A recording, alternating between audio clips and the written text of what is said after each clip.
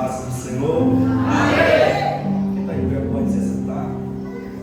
Queridos, é com muita alegria no coração que eu tenho a honra e o privilégio de cultuar a Deus juntamente com os irmãos e na oportunidade que é minha conferida, eu tenho o imensurável privilégio de poder comunicar aos santos o dom da parte de Deus, a saber a sua poderosa palavra. Ao Senhor seja a honra, a glória e o louvor para todo sempre. Quero aproveitar o ensejo e perguntar louvores a Deus pela vida do meu amigo, pastor Kleber, pelo honroso convite. Muito obrigado. Sinto-me muito honrado em poder estar aqui nessa noite. Muito obrigado. Que os céus continuem lhe abençoando. Pastor Kleber é aquele tipo de pessoa que você conhece há pouco tempo, mas parece que conhece há anos, né? Não é? Deus abençoe. Sua queridíssima esposa, pastora Aline, é isso? E a sua mãe, que é a pastora Rosângela, é isso? Você vê como é que é meu TDAH. Acabei de perguntar o nome de vocês e já está quase fugindo da mente aqui. Muito obrigado, pastor, pela confiabilidade de transmitir ao coração daqueles a quem Deus confiou a sua liderança uma porção da palavra de Deus. Muito obrigado. Eu oro para que todo quanto vocês colocarem as mãos, que Deus prospere, multiplique e faça crescer. Tá bom? Saudando o Luiz, minha saudação estende-se a todo o corpo ministerial e, consequentemente, estende-se também a toda a igreja aqui presente. Muito feliz em rever aqui os meus amigos, Cristina Ramos, Deus abençoe, meu amigo pastor Rafael. Eu estava conversando com o pastor Kleber ali, que o pastor Rafael é uma bênção. Eu fico aqui, irmãos, o dia todo. Eu mostro a demagogia, mas se o pastor Kleber dissesse, deixa ele pregar, irmãos, eu ficava o dia todo ouvindo aqui. O pastor Rafael, além de ser um grande homem de Deus, é um grande expositor das Escrituras. E eu, como sou amante das Escrituras Sagradas, te ouvi, amor. Muito obrigado por estar aqui. Confesso-te que as minhas pernas tremem, tá? Mas como eu sei que você é um amigo que intercede por mim, muito obrigado. E também, além de tudo isso, o pastor Rafael é uma bênção de Deus, tem abençoado demais o ministério. Minha dívida com o Senhor está grande, tá? Que dia desse eu vou sequestrar o Senhor, sua esposa, e vou levar a gente jantar aí, e o pastor Kleber paga para a glória de Deus. Amém, pastor.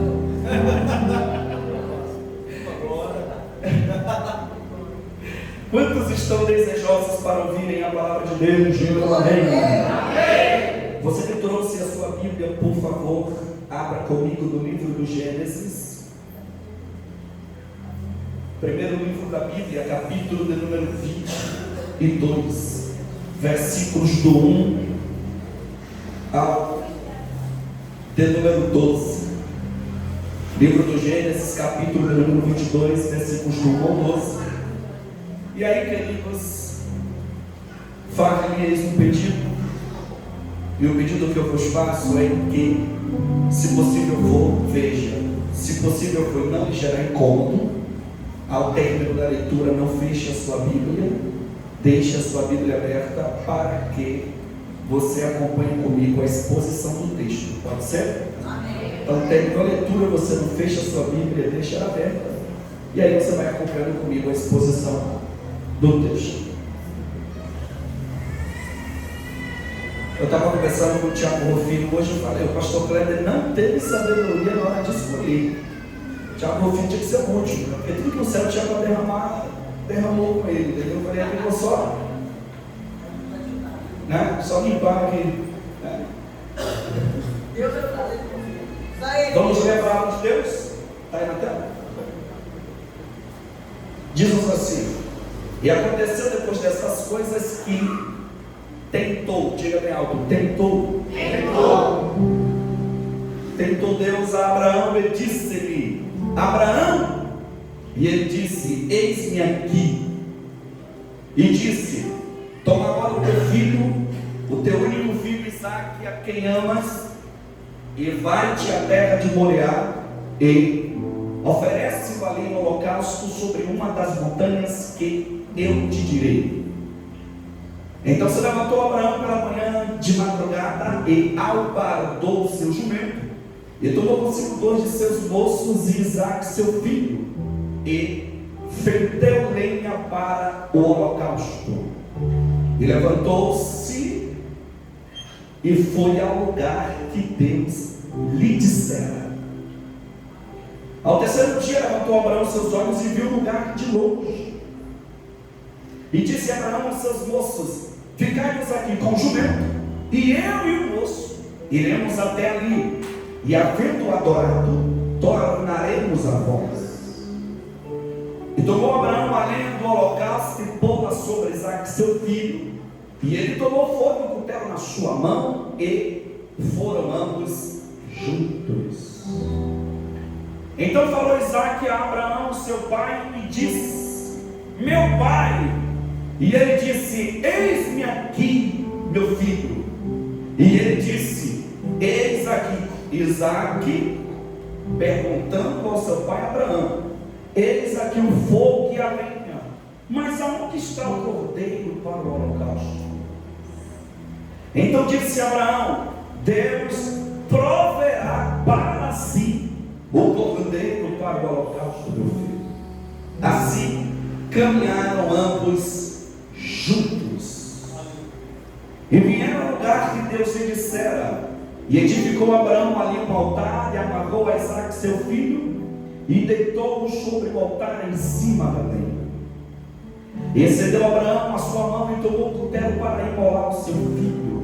Mas o anjo do Senhor lhe bradou desde os céus, ele disse: Abraão, Abraão. E ele disse: eis-me aqui. Então disse: não estendas a tua mão sobre o moço, e não lhe faças nada. Então disse: não estendas a tua mão sobre o moço, e não lhes faça exatamente nada. Amém? Amém. Deixa sua Bíblia aberta aí, se puder deixar no verso 1. Não tem problema algum. Consegue congelar isso? Verso 1, gente. Queridos, veja, esse texto, pastor Kleber, é um texto que fala-nos claramente sobre a pluralidade da vontade de Deus. Uma vez que Deus não tem apenas uma vontade, teologicamente falando, Deus tem as suas vontades. E a vontade de Deus, ela é melhor compreendida dentro da teontologia. E a teontologia faz parte do último dos 4 grupos que o Dr. Norman Geisler divide todo o campo teológico, no afã de fazer uma síntese de toda a gama de disciplinas teológicas. O Dr. Norman Geisler divide todo o campo teológico em 4 grupos. O primeiro grupo ele chama de teologia dogmática. O que é a teologia dogmática? É a teologia que estuda os dogmas, a crença e a fé da igreja. E esse estudo dá-se a partir das escrituras e também a partir da visão patrística. Por exemplo, se você analisar a história da igreja, você vai descobrir que do 1º ao 5º século a igreja fez aquilo que nós chamamos dentro da teologia de estruturação da ortodoxia. Foi durante os 5 primeiros séculos que a igreja definiu seus dogmas e a sua crença. O segundo grupo, o Dr. Norman Geisler chama de teologia histórica. E dentro do bojo da teologia histórica nós temos, por exemplo, a história do Antigo Testamento, a história do Novo Testamento, a história do colégio apostólico, da história patrística, a história dos concílios e, dependendo da instituição teológica, até a história das Assembleias de Deus no Brasil também faz parte do bojo histórico da nossa teologia histórica. Terceiro grupo, ele chama de teologia exegética. E dentro da teologia exegética nós temos a hermenêutica, a própria exegese em si, nós temos a crítica textual, nós temos o grego, nós temos o hebraico e no nosso caso aqui, até o português também faz parte da nossa teologia exegética. Quarto e último grupo, ele chama de teologia sistemática. E veja, eu gosto muito da definição do Dr. Norman Geisler a respeito da teologia sistemática, pois ele a define dizendo que a teologia sistemática é senão a teologia que sistematiza os principais assuntos da Bíblia Sagrada. Por exemplo, eu quero estudar sobre a salvação. O que a teologia sistemática fez? Foi lá, reuniu, agrupou, organizou, sistematizou todos os versículos, capítulos, textos e contextos que falam direto ou indiretamente sobre a salvação e criou uma disciplina chamada soteriologia. Queridos, eu quero estudar sobre o pecado. A mesma coisa, a teologia sistemática foi lá, reuniu, agrupou, organizou, sistematizou todos os versículos, capítulos, textos e contextos que falam direta ou indiretamente sobre o pecado e criou uma disciplina chamada martirologia. Queridos, eu quero estudar sobre o Espírito Santo da mesma forma. A teologia sistemática foi lá, sistematizou todos os versículos, capítulos, textos e contextos que falam direto ou indiretamente sobre o Espírito Santo e criou uma disciplina chamada pneumatologia. Queridos, eu quero estudar sobre Cristo. Da mesma forma, a teologia sistemática foi lá, reuniu, agrupou, sistematizou todos os versículos, capítulos, textos e contextos que falam direto ou indiretamente sobre Cristo e criou a disciplina chamada Cristologia. Queridos, se eu quero aprender sobre Deus, veja, aqui eu quero que você redobre atenção. Por quê? Para aprendermos sobre Deus, nós temos a teologia de forma geral e nós temos a teontologia de forma mais específica. Para que os irmãos não confundam, eu tentarei ser um pouquinho mais claro. Veja, a respeito da expressão teologia, nós temos uma junção de duas palavras. Nós temos o prefixo tel, que é Deus, e o sufixo logia, que significa estudo. Logo, teologia é estudo sobre Deus de uma forma geral. Amém? Já a respeito da expressão teontologia, essa expressão, pastora, ela é um neologismo composto por três palavras. Nós temos também a presença do prefixo tel, que é Deus, só que nós temos a adição do interfixo onto, que significa ser ou essência, e nós temos também a presença do sufixo logia. Então o que é teontologia? É o estudo sobre a essência de Deus, é o estudo sobre a natureza de Deus. Por exemplo, suponhamos, campo da suposição, tá, irmãos? Suponhamos que aqui na igreja nós temos o irmão Zé. O irmão Zé é construtor e ele edificou um prédio. O que a teologia faz? A teologia olha para o irmão Zé e vai estudar o prédio que ele construiu. Por exemplo, quantos andares, a marca da tinta, a quantidade de colaboradores, quantos dias ele precisou para construir aquele prédio, qual cor ele pintou, qual a marca do cimento. Então a teologia olha para o irmão Zé e vai estudar aquilo que ele faz. A teontologia trabalha de forma antagônica. A teontologia olha para a obra que o irmão Zé construiu e vai estudar o irmão Zé que edificou aquela obra. Então, de maneira simplificada, veja, de maneira simplificada, já vista que tanto a teologia quanto a teontologia vai muito mais além do que isso. Mas de forma simplificada e superficial, seria mais ou menos assim: a teologia estuda aquilo que Deus faz, a teontologia estuda quem Deus é. Agora veja, a teontologia ela estuda Deus a partir de três perspectivas. Quantas? Três. Vamos lá, quantas?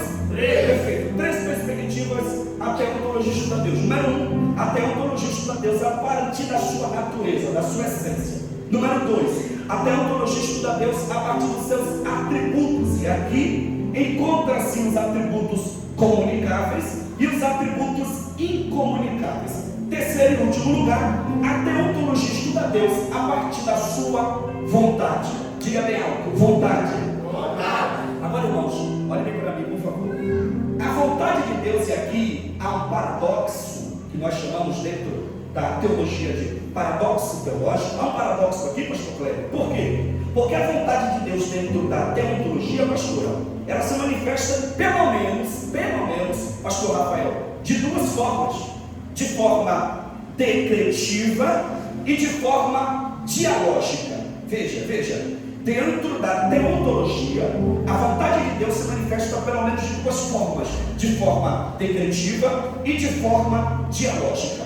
Crimilson, que vontade é essa de Deus? Vontade dialógica. Que vontade é essa? A expressão dialógica vem de diálogo, de comunicação. Por exemplo, a respeito da vontade dialógica de Deus, nós temos Jacó Armínio, falando sobre essa vontade. Jacó Armínio, que é o pai da teologia arminiana, ele diz que esta vontade ela é soberana, ela é divina, ela é espiritual, mas parte isso. Para essa vontade ser realizada, essa vontade dialoga, comunica-se com a ação do homem, pois essa vontade, mesmo sendo soberana, ela respeita o livre-arbítrio do ser humano, e é por isso que a teologia arminiana defende o livre-arbítrio. Então a vontade dialógica de Deus, ela é soberana, ela é divina, mas ela respeita o livre-arbítrio do ser humano. Ou seja, em miúdos, seria mais ou menos assim: a vontade dialógica de Deus, ela é soberana, ela é divina, mas para ela ser realizada, ela depende da ação do homem em aceitar ou não. Deu para entender? Dar-lhes aqui alguns exemplos da vontade dialógica de Deus. Veja, Mateus capítulo de número 23, versículo 37, olha o que Jesus falou. Jesus falou: Jerusalém, Jerusalém, que mata os profetas e apedreja os que te são enviados. Olha o que Jesus está dizendo: quantas vezes eu quis vos ajudar, como a galinha ajuda os seus pintinhos em suas asas, e vocês não quisestes. Olha o que ele está dizendo: era a minha vontade, era o meu querer, mas a minha vontade, dialogando com a vossa vontade, foi rejeitada. Então veja que a vontade dialógica, ela é soberana, ela é divina, mas ela respeita o livre-arbítrio do ser humano. Jesus aqui está dizendo: eu queria ajudar vocês, mas a minha vontade, dialogando, por isso vem de dialógica, com a sua vontade, ela foi rejeitada e vocês não quiseram. Outro exemplo da vontade dialógica, Mateus capítulo 7, versículo 13. Jesus falou: largo é o caminho e espaçoso é a porta que conduz à perdição, e muitos entrarão por ela. Jesus começa o seu sermão a respeito do caminho, dos caminhos, dizendo: entrai pela porta estreita. Ou seja, o que ele está dizendo? Exprimindo a sua vontade. Ele está dizendo: a minha vontade é que todos entrem pela porta estreita e passem pelo caminho apertado. Mas essa vontade, dialogando com a vontade de muitos, será rejeitada, e muitos entrarão pela porta larga e pelo caminho espaçoso. Outro exemplo da vontade dialógica de Deus, Paulo escrevendo a Timóteo disse que é vontade de Deus que todos cheguem ao conhecimento da verdade para a salvação. Então veja, a vontade de Deus é que todos sejam salvos, mas não depende só de Deus, depende também do livre-arbítrio do ser humano em decidir abraçar a salvação em sua plenitude. Só que além da vontade dialógica de Deus, nós temos a outra vontade, que é a vontade decretiva. E veja, a respeito da vontade decretiva de Deus, nós temos, por exemplo, Agostinho de Hipona, em seu livro chamado Confissões, e aqui fica uma bela indicação para os irmãos. E Agostinho de Hipona, falando sobre a vontade decretiva de Deus, ele diz que essa vontade ela é soberana, ela é divina, e essa vontade não dialoga com a vontade do ser humano. Ou seja, a vontade decretiva de Deus ela é totalmente soberana, e essa vontade não depende da ação do homem para ser realizada. Ou seja, Deus decretou, e independente do que o homem faça, essa vontade vai acontecer, porque ela é decreto de Deus. Dar-lhes aqui alguns exemplos da vontade decretiva de Deus. Por exemplo, Apocalipse capítulo 22, a partir dos primeiros versos, está escrito que o diabo será destronado eternamente. Ou seja, Deus decretou em sua vontade que o diabo será destronado eternamente. De natureza que não tem nada que o diabo faça que mude esta vontade, porque Deus decretou, e uma vez que Deus decretou, nada pode revogar a vontade decretiva de Deus. Por exemplo, Deus decretou em sua vontade, conforme registrado em Atos dos Apóstolos capítulo 1, que Jesus Cristo há de voltar para buscar a sua igreja. Irmãos, isto é vontade decretiva, de natureza que, se você crê, Jesus vai voltar. Se você não crê, ele vai voltar todos os dias, porque é a vontade decretiva de Deus. Deus decretou em sua vontade que as portas do inferno não prevalecerão sua igreja. É vontade decretiva, de natureza que não tem partidarismo, não tem ideologias, não tem esquerda, não tem centrão, não tem direita, não tem homem, nem demônio do inferno que possa parar o ímpeto da igreja, porque Deus decretou na sua vontade que as portas do inferno não prevalecerão contra a sua igreja. Aleluia! Então veja, irmãos, Deus não tem apenas a sua vontade, Deus tem as, diga bem alto, diga as, Deus tem as suas vontades. Então veja, irmãos, eu agora atenção aqui, por quê? Eu fiz questão de introduzir desta forma, subsidiando teologicamente, para que os irmãos compreendam que isso não é fruto da imaginação do irmão Cremilson. Eu quero que os irmãos compreendam que isso é subsídio teológico. Teologicamente falando, Deus não tem apenas uma vontade, Deus tem as suas vontades. Então veja, engana-se quem pensa que Deus trabalha apenas de uma forma. Engana-se quem pensa que Deus trabalha dentro de um padrão pré-estabelecido pelo homem. Negativo. Deus faz como Ele quer, onde Ele quer, com quem Ele quer e na hora que Ele determinar. Então Deus não tem a sua vontade, Deus tem as suas vontades. Deu para entender até aqui, irmãos? Está tranquilo? Agora veja, por que eu estou te falando isso? Porque é justamente tudo isso que Abraão vai descobrir no capítulo 22. Abraão vai descobrir no capítulo 22, pastor, que Deus não tem apenas uma vontade. Abraão vai descobrir no capítulo 22 que Deus tem as suas vontades. E Abraão descobre isso só agora. Porque no capítulo 12, em que está registrada a chamada de Abraão, até o capítulo de número 21, Abraão só conhece uma vontade de Deus, uma forma de Deus trabalhar. Só que quando chega no capítulo 22, ele vai conhecer uma vontade diferente, vai entender que Deus não tem apenas uma vontade, mas Deus tem as suas vontades. Cremilson, como assim? Do capítulo 12, em que está registrada a chamada de Abraão, até o capítulo 21, irmãos, em todos os capítulos, veja, eu não estou dizendo em alguns, eu não estou dizendo em muitos, eu estou lhes afirmando categoricamente que em todos os capítulos, sem exceção, do capítulo 12 até o capítulo 21, todas as vezes, em todos os capítulos em que Deus apareceu para Abraão, Deus sempre apareceu para lhe dar alguma coisa, para lhe entregar alguma coisa, para lhe fazer alguma coisa, de natureza que em todos os capítulos Abraão está recebendo alguma coisa, em todos os capítulos Abraão está ganhando alguma coisa. Se não, vejamos, capítulo 12, Deus aparece para Abraão e lhe dá a promessa da terra prometida.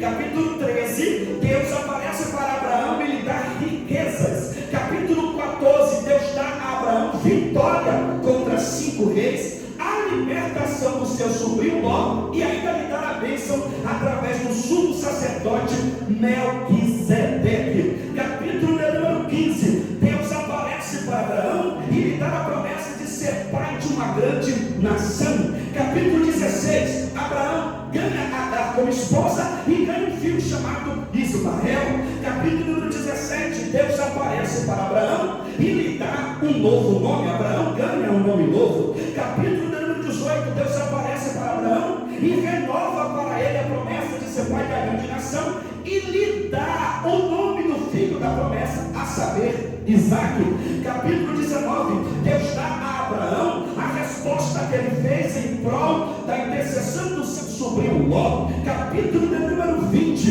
Deus dá a Abraão os gados, as servas e as mulheres que o rei Abimeleque lhe havia tomado. Capítulo número 21, Deus dá a Abraão Isaque, a promessa se cumpre e Deus cumpre aquilo que a ele prometeu. Estão percebendo? Em todos os capítulos, sem exceção, Abraão está ganhando alguma coisa, Abraão está recebendo alguma coisa, Deus está dando alguma coisa para Abraão, Deus está entregando alguma coisa para Abraão.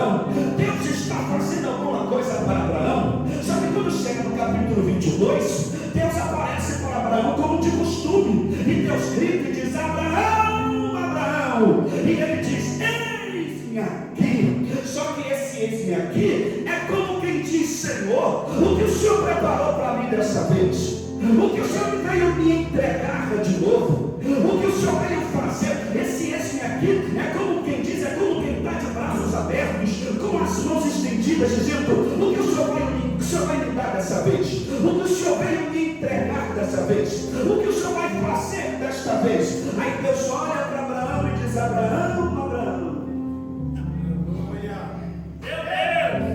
hoje o janeiro profético vai ser diferente. Hoje eu vim te revelar uma outra vontade, Abraão. Hoje eu não vim te entregar, hoje eu vim te pedir. Hoje eu não vim te dar, hoje eu vim tomar. Sobe o monte. Sobe o monte. Porque eu fiz até agora, eu guardei até agora, eu livrei até agora, eu acrescentei até agora. Agora é a sua vez de mostrar que a mesma disposição que você tem para receber, você tem para entregar. Agora é a sua vez de relevar para mim, Abraão, que a nossa relação, que o nosso relacionamento não é uma via de mão única, que você fica em uma condição passiva só recebendo. Agora mostra, Abraão, que você também tem disposição para fazer alguma coisa. Descruza os braços, porque agora quem vai fazer é você. Sobe o monte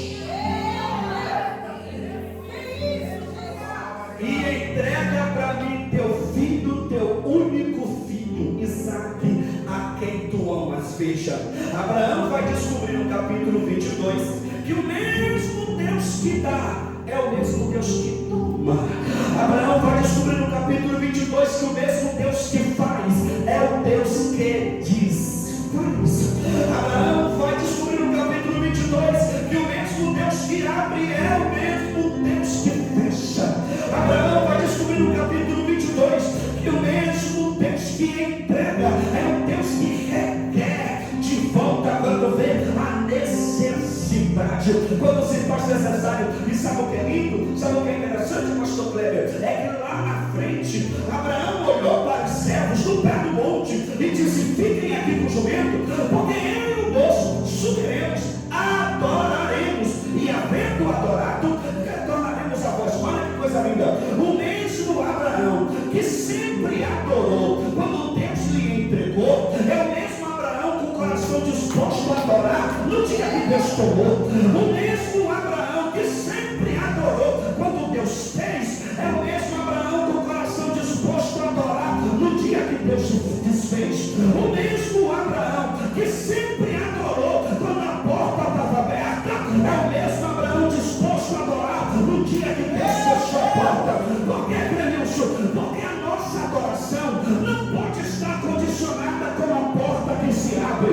A nossa adoração não pode estar condicionada com as coisas que Deus faz. A nossa adoração tem que estar condicionada com a graça de Deus que nos resgatou lá de Ur dos Caldeus, quando a gente não valia nada, quando a gente não tinha valor. A graça dele foi lá e disse: sai da tua terra, da tua parentela, que eu vou te levar para uma terra, para um lugar. A graça dele nos alcançou quando nós não valíamos nada. É nisso que está pautada a nossa adoração. Nós não adoramos a Deus quando a porta está aberta, nós adoramos a Deus pela beleza da sua santidade, não pelas coisas que ele faz, mas por aquilo que Deus é. Eu não acredito que você vai deixar de adorar a Deus porque a porta se fechou, vai deixar de cultuar a Deus porque a porta. Deus me trouxe aqui nessa noite para dizer: eu quero ver se você tem a mesma disposição para adorar quando a porta se fecha. Eu quero saber se você tem a mesma disposição para adorar quando Deus toma, quando Deus tira. O céu me trouxe aqui para lhe dizer: vai adorar ou vai deixar a porta fechada silenciar o teu louvor? Vai adorar ou vai deixar a porta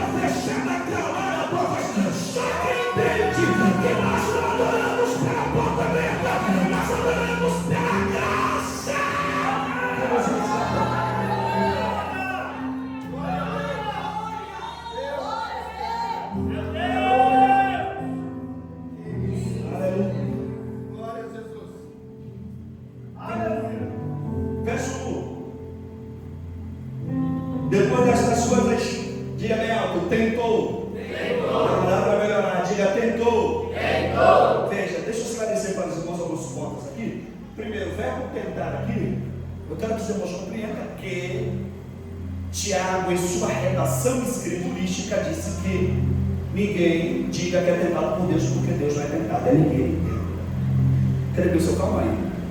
Se Tiago escreve na sua redação dizendo que Deus não tenta ninguém, por que é que o texto está dizendo que Deus tentou Abraão?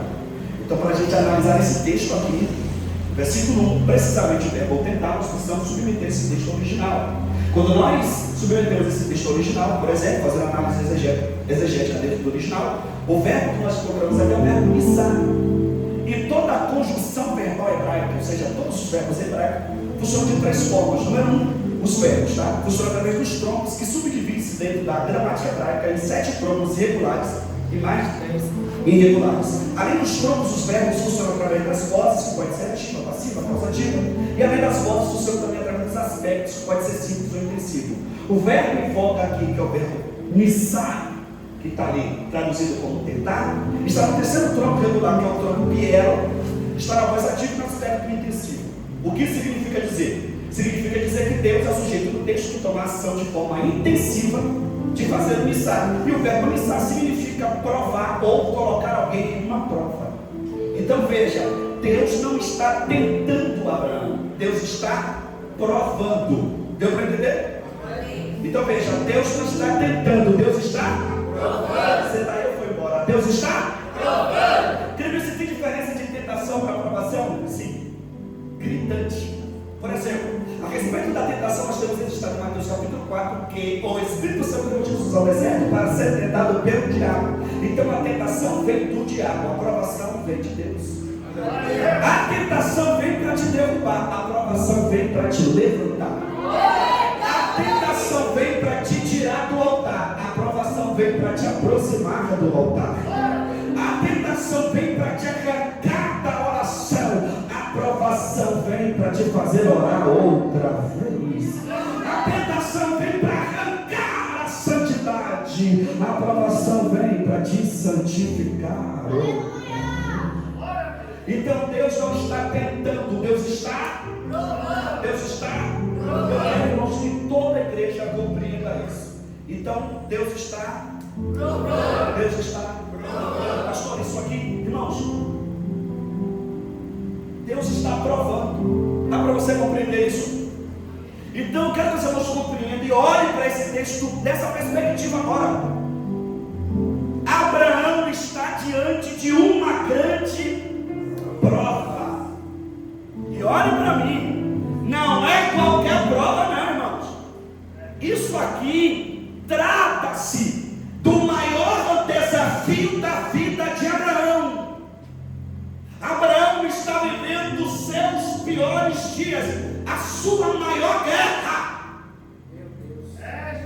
Eu quero que você olhe para esse texto sob esta perspectiva. Abraão está diante da pior fase da sua vida, do maior desafio, da maior guerra que ele já enfrentou antes. E quando eu olho para esse texto sob esta perspectiva, eu sou, irmãos, duramente confrontado.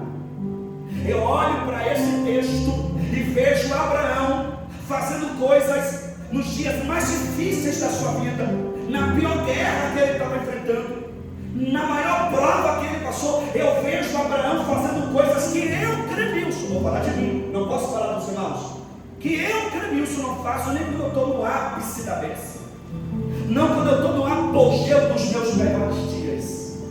Eu vejo Abraão fazendo coisas aqui, estando na pior fase da sua vida, que eu sou duramente confrontado. Eu digo, meu Deus, eu preciso melhorar, eu preciso ficar mais crente. Eu quero que os irmãos entendam que tudo que Abraão vai fazer a partir do verso 3, ele faz diante do maior desafio da sua vida. Eu quero que você compreenda que tudo que Abraão vai fazer a partir do verso 3, ele faz na pior fase da sua vida. Tudo que Abraão faz a partir do verso 3, ele faz diante do maior desafio da sua vida. E olha o que Abraão fez no verso 3, por favor, serva de Deus. Olha o que Abraão fez no verso 3. Então se levantou Abraão pela manhã de madrugada, albardou seu jumento, tomou consigo 2 de seus moços e Isaque seu filho. Agora olha o verbo agora, o verbo subsequente, e vendeu-lhe Sabe o que é fender lenha? O verbo fender aqui é cortar. Ó, e cortou lenha para o holocausto. E levantou-se e foi ao lugar que Deus lhe disse. Olha para mim, Abraão está na pior fase da sua vida, no maior desafio, na maior provação que ele já enfrentou, pastor Rafael. Mas ele acorda de manhã, pega o machado, pega o cutelo, pega a ferramenta e ó, meu Deus. Sabe qual é o problema? O problema é que Deus só falou com Abraão. E daí, Deus, e daí é que quem vê ele fazendo o que está fazendo, não tem noção que ele está passando por tudo que está passando. Quem vê ele com a ferramenta na mão, envolvido com o trabalho que Deus lhe entregou, não tem noção da guerra que ele está enfrentando, não tem noção da batalha que ele está vivendo. Abraão está diante do seu maior desafio, mas ele está com a ferramenta na mão, cortando lenha. E olha para mim, não é qualquer trabalho aleatório. O texto diz: fendeu lenha para o holocausto. Não entendeu? Abraão está envolvido com a obra que Deus lhe designou no verso 1. Então Abraão não está fazendo qualquer trabalho, ele está envolvido com a obra que Deus lhe havia confiado. Eu estou lhe dizendo que Abraão está vivendo um pesadelo. Eu estou lhe dizendo que Abraão está enfrentando a pior fase da sua vida. Eu estou lhe dizendo que Abraão está diante do maior desafio que ele já passou. Mas ele acorda de manhã, pega a ferramenta e vai cortar lenha.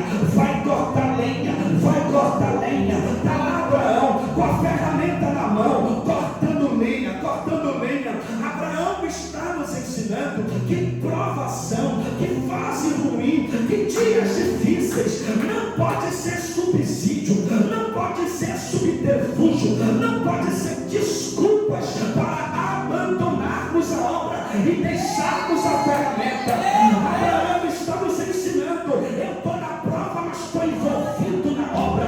Eu estou na prova, mas eu não largo a ferramenta. Eu estou na prova, mas eu vou executar aquilo que ele me confiou. Eu sei que as coisas não estão do jeito que eu queria que estivesse, mas a ferramenta eu não largo e a obra eu não abandono. Abraão está nos ensinando: eu estou na prova, mas estou na obra. Eu estou na prova, mas estou na obra. Eu estou na prova, mas eu não deixo a ferramenta. É a primeira vez que eu lhe peço isso, eu não sou de fazer isso, mas agarre na mão desse crente com respeito, com carinho, e diga para ele: não deixa a ferramenta. Diga: não deixa a ferramenta. Diga: Deus te deu uma obra, Deus te deu um chamado, Deus te entregou o ministério. Não abra mão do ministério que Deus te entregou. Eu não acredito que você vai deixar essa fase ruim sucumbir o ministério que Deus te entregou. Vai deixar essa promoção destruir o ministério que Deus te confiou. Vai deixar esses dias difíceis destruir a chamada que Deus lhe entregou. Os céus me trouxe aqui para lhe dizer: eu estou grudando a ferramenta na tua mão. E se o diabo pensou que você não ia tentar mais, se o diabo pensou que você não ia pregar mais, o diabo vai ter que bater em retirada. 2026 é o ano de executar a obra que é na Súria.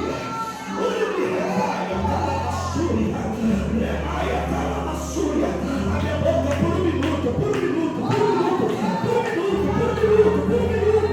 a minha boca ia sarar.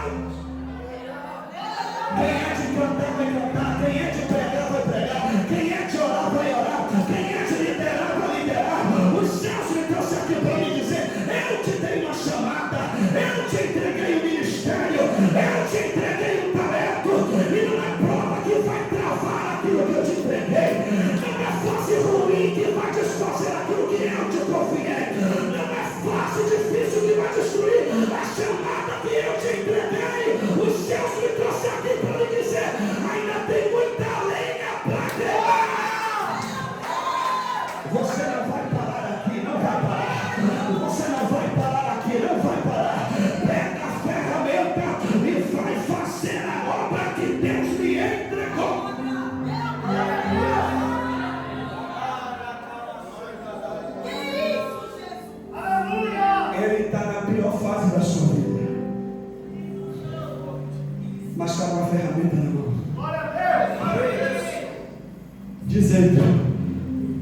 coisas fugiram do meu controle. As coisas não estão do jeito que eu queria que estivesse, mas o chamado é mais forte. Aleluia! A ferramenta ainda está na minha mão. As coisas podem ter fugido do meu controle, mas eu tenho um chamado que Ele me entregou. Eu tenho uma obra que Ele me confiou. E não tem fase ruim, nem dia difícil que vai destruir aquilo que Ele me entregou. Eu estou na prova, mas estou com a ferramenta na mão, envolvido na obra. Aí o texto diz: levantou-se e foi ao lugar que Deus lhe dissera. Olha para mim. É uma pergunta retórica, não precisa responder. Responda para você mesmo. O texto disse: e foi ao lugar que Deus lhe dissera. E aí eu te pergunto: você já chegou aonde Deus disse que você chegaria? Você está vivendo tudo aquilo que Deus disse que você iria viver? Se a resposta é não, se você ainda não chegou aonde Deus disse que você chegaria, eu te faço uma outra pergunta: por que é que você está desanimado?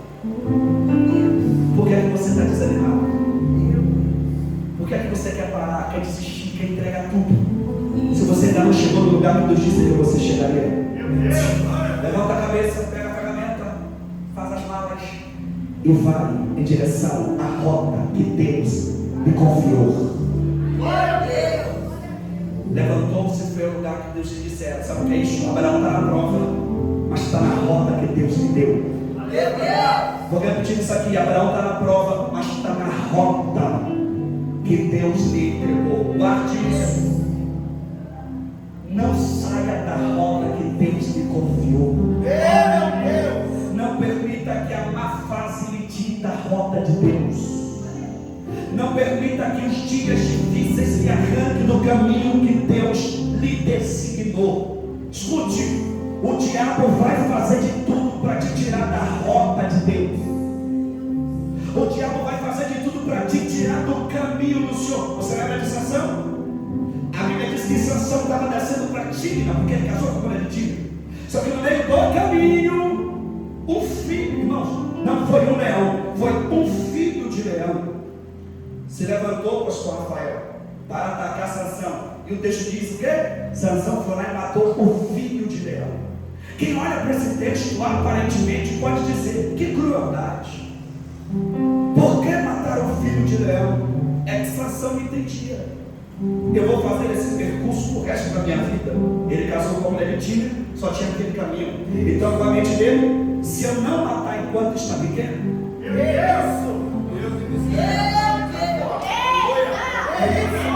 esse leão vai crescer, vai se tornar mais poderoso do que eu e vai acabar me matando. Então, antes disso crescer e me mate, eu vou matar enquanto eu tenho controle da força. Abraão foi lá e matou. Nosso problema é que, ao invés de matar o leão, a gente alimenta aquilo que pode nos matar. Sansão matou, mas o texto diz: olha o que eu estou lhe dizendo, não sai da rota de Deus. Olha o que o texto diz: e no outro dia, voltando Sansão pelo mesmo caminho, afastou-se do caminho, saiu da rota, para ver o leão que ele havia matado. O maior desafio de Sansão não foi matar o leão. O maior desafio de Sansão foi ficar sem visitar aquilo que ele já tinha matado.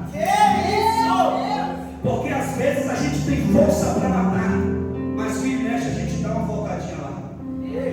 Do que adianta você matar e permanecer em contato? Não está vendo que isso vai te tirar da rota? Não está vendo que isso vai te tirar do caminho uma hora? Sabe o que o texto diz? E afastou-se Sansão do caminho. Sabe por quê? Porque todas as vezes que eu decidi voltar ao passado, eu vou acabar me afastando do caminho. Todas as vezes que eu decidi voltar a visitar aquilo que eu já matei, eu vou acabar me afastando do caminho. Que é o conselho: se afaste de tudo aquilo que te afasta do caminho, mas não saia da rota que Deus lhe entregou. E o diabo é astuto. Sabe o que o diabo fez? Colocou uma colmeia de mel, mas a intenção não era dar doce para Sansão. A intenção era fazer Sansão provar o amargo da desobediência e tocar naquilo que ele não podia tocar para quebrar o voto de nazereado. Porque o diabo é assim, ele apresenta um caminho que aparentemente é doce, mas que vai nos levar para o amargo da condenação eterna. Já Deus é diferente, ele apresenta uma porta estreita, um caminho apertado, que aparentemente é amargo, mas que vai nos levar para o doce da vida. Eu prefiro o amargo de Deus do que o doce do diabo. Não saia da rota de Deus e foi ao lugar que Deus lhe disser. Quando chegou no pé do monte, ao caminho para o final, Abraão olhou para os servos e disse para os servos: fiquem aqui com o jumento, porque eu e o moço subiremos e havendo adorado. Coloca para mim aí, servo de Deus, é servo de Deus que está ali. Coloca para mim o verso 5. Olha o que Abraão disse. E disse Abraão aos seus moços: ficai-vos aqui com o jumento, e eu e o moço iremos até ali, e havendo adorado, tornaremos a voz. Nós temos dois problemas gramaticais aqui. Dois problemas. Quantos problemas? Dois. Número 1, olha o verbo que Abraão utiliza. Ele diz: fique aqui, porque nós vamos subir para adorar. Ou seja, e havendo adorado, retornaremos a voz. O primeiro problema é o verbo que ele utiliza. Ele diz: nós vamos subir para adorar. Aí eu te pergunto e você me responde: Deus mandou ele adorar ou ele matar? Adorar ou matar? Deus não mandou ele adorar, Deus mandou ele, mas ele trocou os verbos, olhou para o céu e disse: nós vamos adorar. Segundo problema gramatical, ele finaliza o verso 5 conjugando o último verbo no plural: retornaremos. Ora, se ele está subindo para matar o próprio filho, o último verbo deveria ser conjugado no singular: subiremos e havendo adorado, tornarei. Mas ele diz: tornaremos. Então veja que aqui nós temos dois problemas. Número 1, ele trocou o verbo. Ao invés de dizer que ele iria matar, ele disse: eu vou adorar.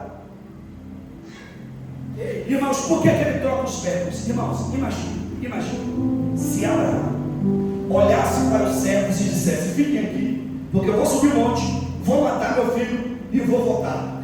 Vocês acham que os servos iriam deixar isso?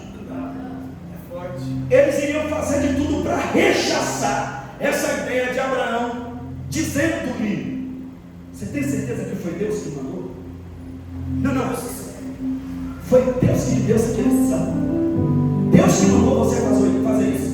Se fosse lá na Bahia, lá na terrinha, ia dizer assim: ó, vem cá, a mãe desse menino está sabendo disso?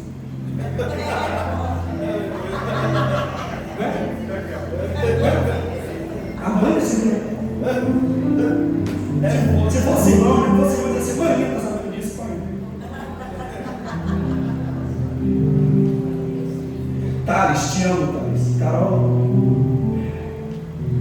Então veja que ele trocou os verbos. Amém? Deu para entender, irmãos?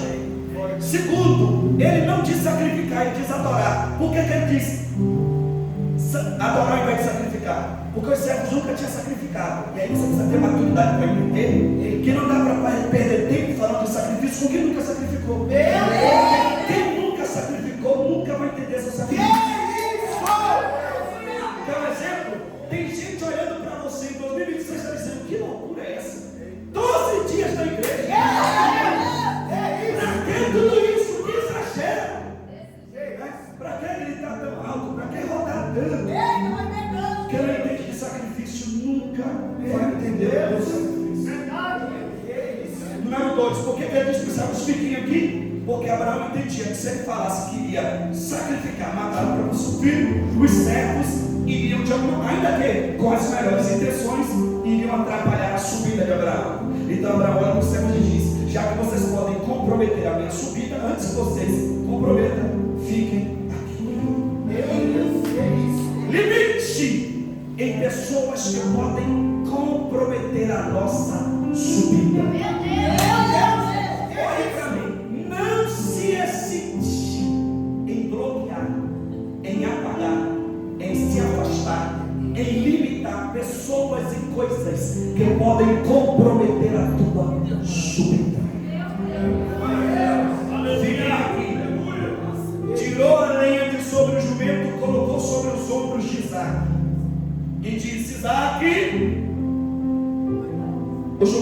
pegou até agora. Só que daqui para frente você vai sentir o peso da responsabilidade. Pegou a lenha, colocou sobre os ombros de Isaac e disse que quem vai carregar agora é você. Olha para mim, irmão, se guarde o que eu vou lhe dizer, porque é muito sério. Não tem problema algum em você ajudar alguém, sobretudo os novos na fé que requerem uma atenção maior. Mas o que você não pode fazer é tornar pessoas refém da tua fé. Faz comigo, ora comigo, leva-me em nome, intercede comigo. Tem horas que a gente precisa fazer igual Abraão, pegar a lenha, colocar no ombro e dizer: o mesmo Deus que faz comigo, vai fazer contigo também.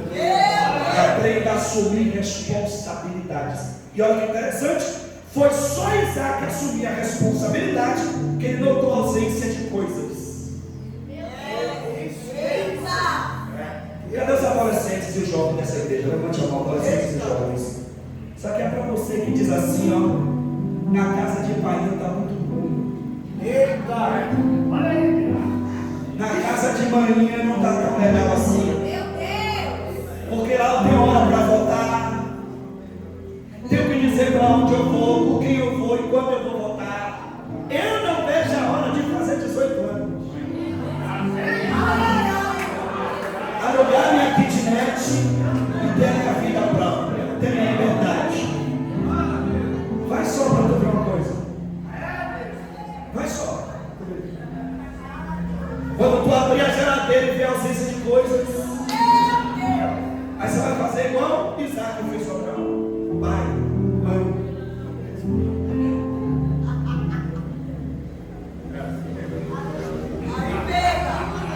Isaac olhou para o pai, olhou para o pai e disse: pai, tem lenha, tem cutelo, mas aonde está o cordeiro? Eu quero que você cadê a atenção aqui. Por favor, caminho no final, eu quero que você cadê a atenção aqui. E eu quero que você compreenda que a pergunta de Isaac, coloca para mim o verso 6. A pergunta de Isaac é de ordem geográfica, ou seja, ele está perguntando a geografia do cordeiro, pastor Rafael. Ele está dizendo assim: em qual lugar está o cordeiro? Esquecemos lá em casa, está no meio do monte. O senhor se antecipou, já está lá em cima. Onde está o cordeiro? A pergunta dele é de ordem geográfica. É de ordem geográfica. Agora olha a resposta de Abraão para o filho. Ele não dá a geografia, ele não diz aonde está. Ao invés de dar a geografia, ele vai ensinar para o filho a teologia da providência. Porque mesmo na pior fase da sua vida, Abraão cria que Deus era poderoso para prover. Isaac, a respeito da geografia, eu não sei. Mas uma coisa eu sei, o que? Deus proverá para si.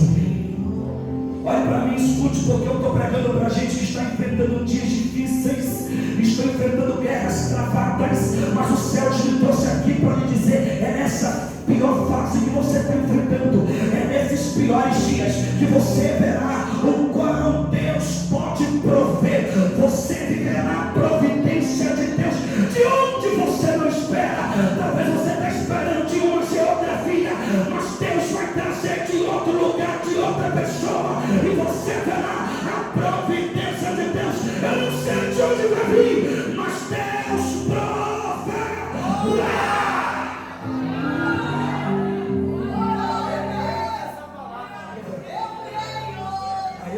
Subiu, chegou no topo do monte, preparou o altar, pegou Isaac, colocou sobre o altar, e a Bíblia diz: coloca para mim aí, serva de Deus. Verso 9. Verso 9. Ó. Diga bem alto, diga: Abraão. Amarrou. Olha para mim, não é Cremilson que está dizendo, não. Pastor Cléber, está no texto, você leu comigo, e amarrou sobre o altar. O verbo amarrar aí, senhores, traz uma ideia de totalidade, de plenitude, serva de Deus. Sabe o que é isso? Abraão amarrou Isaac, ó, totalmente. Ó, os pés, as pernas, os braços, as mãos, o corpo, a cabeça, o pescoço. Ele está amarrando Isaac totalmente. totalmente, plenamente no altar. Se você olhar um pouquinho para baixo, você vai ver que lá embaixo tem alguém amarrando o jumento, prendendo o jumento. Enquanto nós temos uma geração lá embaixo prendendo o jumento cá em cima do monte, nós temos o pai prendendo o filho no altar.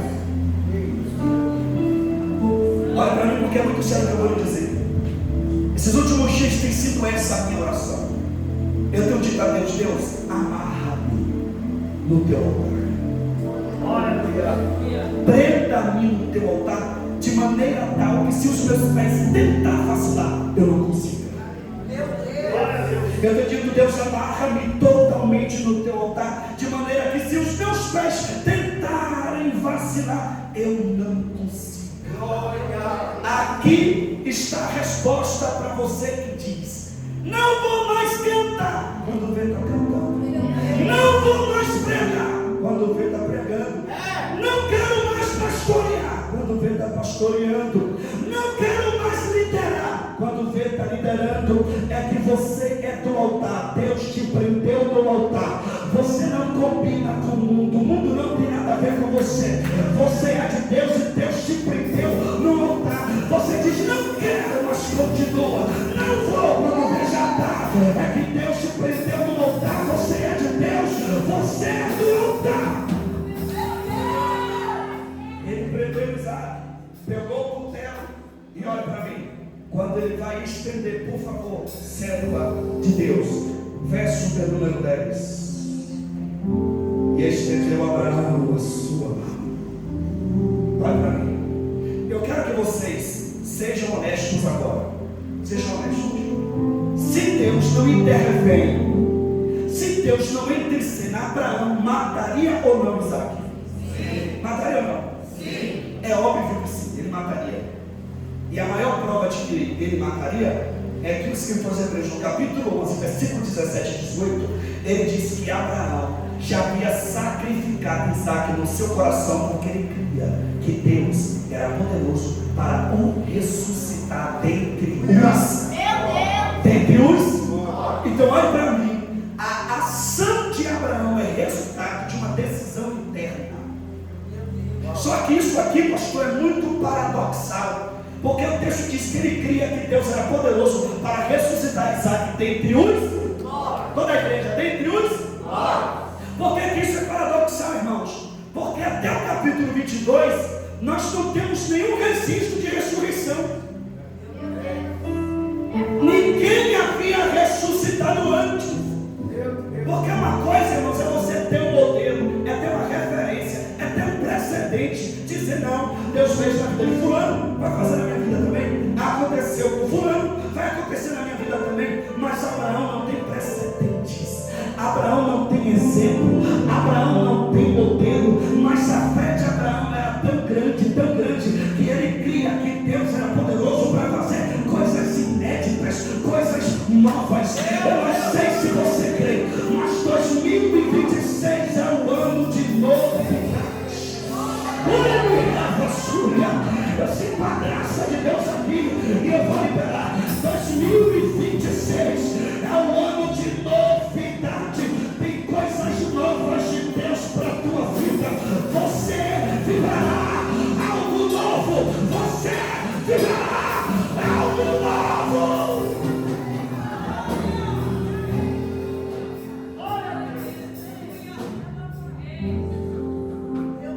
Diga para alguém do seu lado, diga: tem novidade de Deus. Diga. Eu creio. Pegou o teto. Coloca aí o último versículo que a gente leu, o 12. Pegou o teto. Quando ele vai matar, Deus entra e sempre, irmãos. Rebaixinho. Porque eu quero que vocês compreendam isso. Olha para mim. Não é eu, é o texto. Deus entrou em cena, glória a Deus, e disse: Abraão, não estenda a tua mão sobre o moço e não lhe faça nada. Calma aí,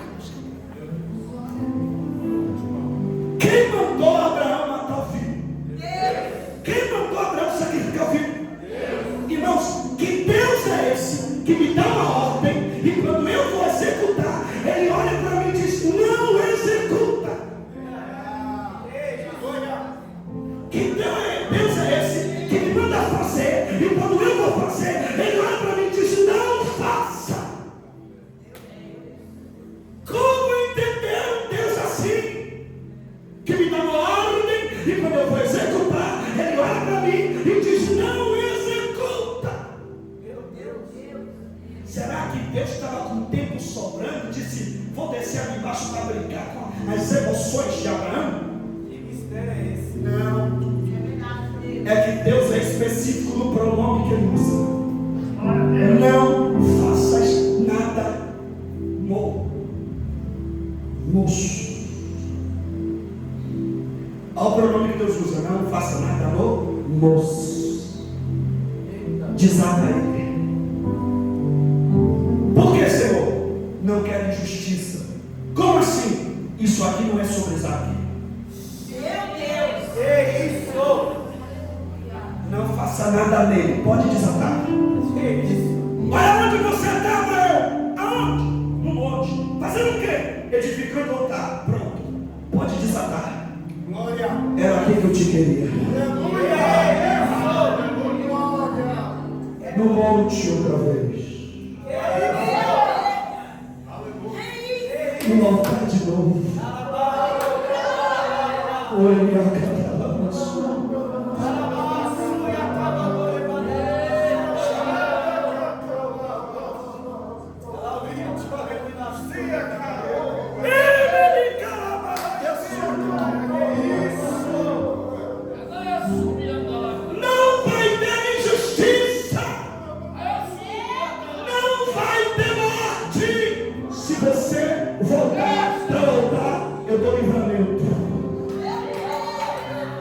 Eu fecho a copa, eu corto o laço e desamarro o que estava amarrado. Solta o menino. Olha para mim. Escute.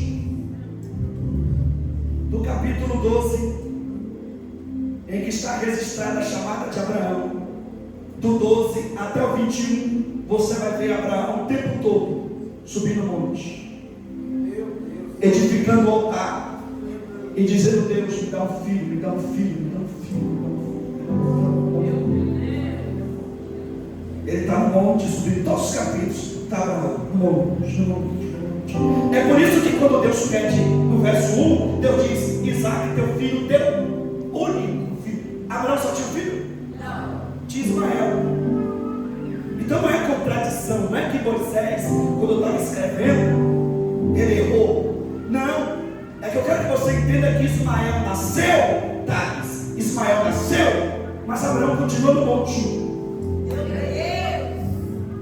Agora, a partir do capítulo 21, quando Isaac nasceu, não tem mais um texto. Meu Deus. Que você vai ver Abraão no monte outra vez. Olha para mim, capítulo 21, quando Isaac nasceu, está escrito: e desmamando o menino, Abraão fez um banquete. Abraão fez o quê? Irmãos, olha para mim, seja honesto.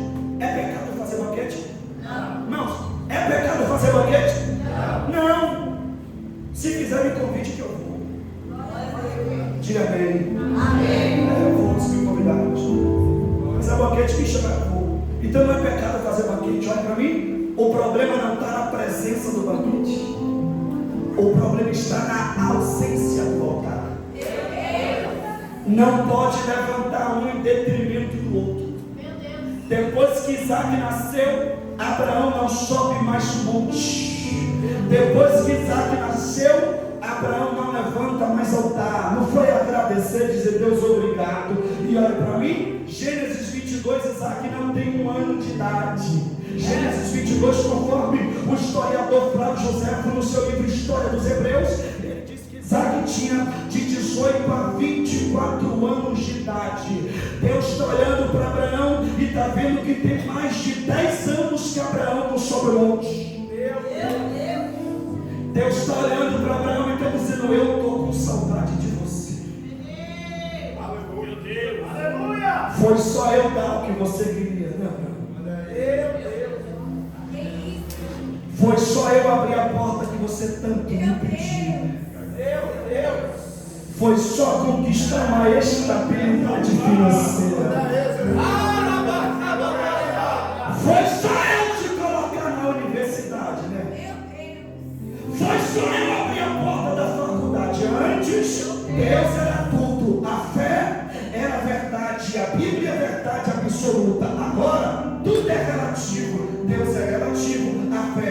relativa, a verdade é relativa. Você acha mesmo que Deus vai te perder para a filosofia marxista? Você acha mesmo que Deus vai te perder para esse trabalho? Você acha mesmo que Deus vai te perder para esse relacionamento? Você acha mesmo que Deus vai te perder para essa empresa? Você acha mesmo que Deus vai te perder para essa estabilidade financeira? Olha, você aqui para te dizer, eu arranco, eu fecho, eu tiro, eu tomo, eu pego de volta, mas eu não vou te perder.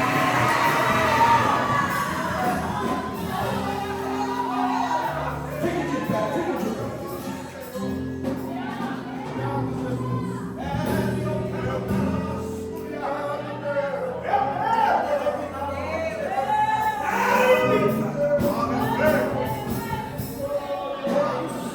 Eu vou te dar 1 minuto para você abrir a boca e falar, Deus.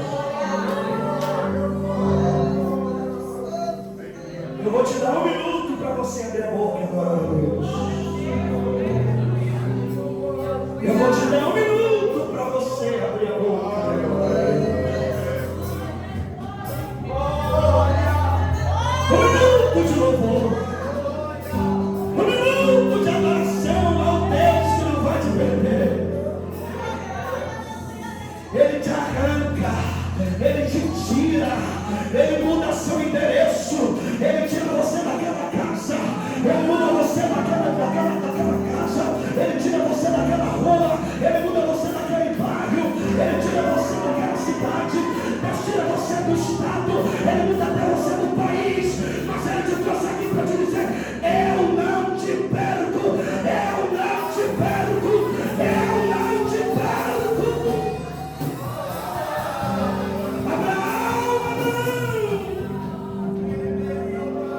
Já que aquilo que eu te entreguei, já que aquilo que eu te dei, te afastou do altar, não por erro meu, mas por má administração sua, faz o seguinte, vou te revelar uma nova vontade sobre o monte. E agora é a sua vez. Eu entrego a mim.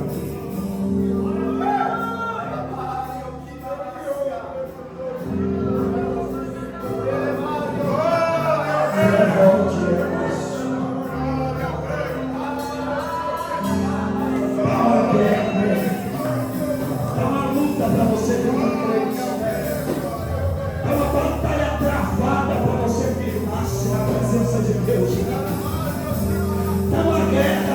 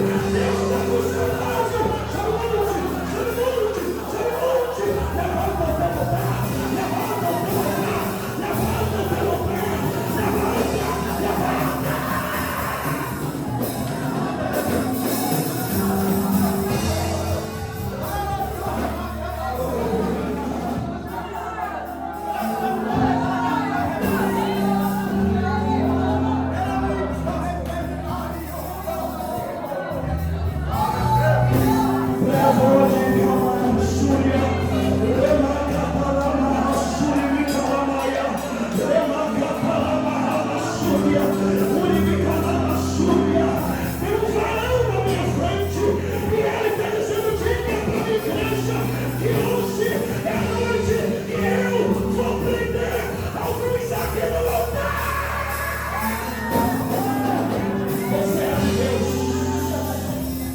Você é voluntário.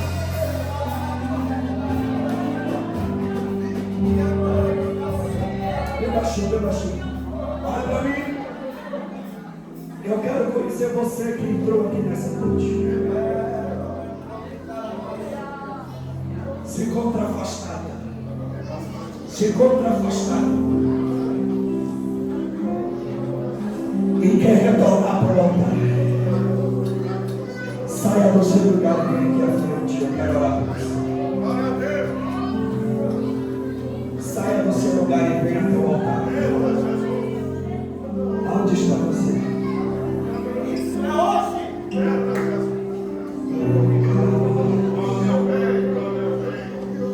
Aonde está você? Que quer voltar para o altar de novo? É hoje! Os céus estão te convidando. É hoje! Olha para mim. Você não tem nada a ver comigo. Você é de Deus, você é voltado. O mundo não combina com você, né?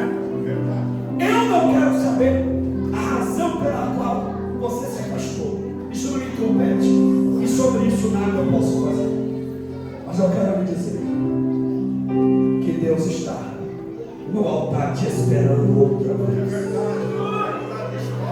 Aonde está você? Saia do seu lugar. Creio que eu nunca fui crente. Mas eu quero entregar a minha vida para Jesus hoje. Pela primeira vez. Saia do seu lugar. Venha aqui à frente. O convite é para você também. Eu não sei se todos que aqui estão já servem a Deus. Eu não sei se tem alguém aqui que está afastado ou não. Mas eu quero lhe estender o convite. Essa noite é noite de salvação. Noite de reconciliação. O Senhor está te convidando ao altar de novo. Tem alguém que quer entregar a sua vida a Jesus? Tem alguém que quer retornar para os caminhos do Senhor? Se tiver saído do seu lugar, venha aqui à frente. Você tem até o término do culto para você voltar para Jesus ou entregar a sua vida ao Senhor. Que os céus te dêem uma nova chance, uma nova oportunidade. Toda a igreja fecha os olhos agora, só os obreiros com os olhos abertos. Toda a igreja fecha os olhos. Deus já está, a tua igreja está, o teu povo. Aqui estão os teus filhos e o Senhor os conhece intimamente. O Senhor sabe como cada um aqui adentrou. O Senhor sabe das guerras, o Senhor sabe das batalhas, o Senhor sabe das lutas. Deus, não permita que nenhum dos que aqui estão se desviem, mas firma a luz na tua presença, firma a luz na tua casa. Não deixe que nenhum dos teus que aqui estão se perca, mas dê a eles fortalecimento para a glória do teu amor. Deus, amarra a luz no teu altar e não permita que os nossos pés vacilem.